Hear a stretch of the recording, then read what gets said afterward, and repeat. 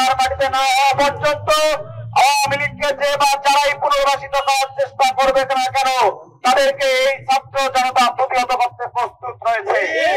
আমরা মনে করি আওয়ামী লীগ যে গণহত্যা চালিয়েছে বিশ্বে আর কোন নদী আছে কিনা আমাদের জানা নাই।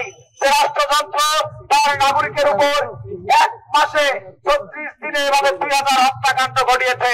সেই সাথে আমাদের ছাত্র জনতা কৃষক মজুর রিক্সাওয়ালা তাদেরকে হত্যা করেছে, তাদেরকে পঙ্গুত্ব বরণ করিয়েছে।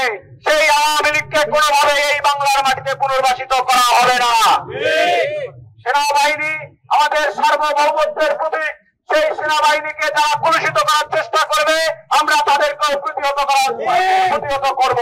স্পষ্ট করে বলতে চাই, আপনারা যারা সেই অপচেষ্টায় লিপ্ত হচ্ছেন, সেই ছাত্র জনতা প্রয়োজনে আবার মাঠে দাঁড়িয়ে আবার সেই আপনাদের অপচেষ্টা রুখে দিতে আমরা বদ্ধপরিকর থাকবো।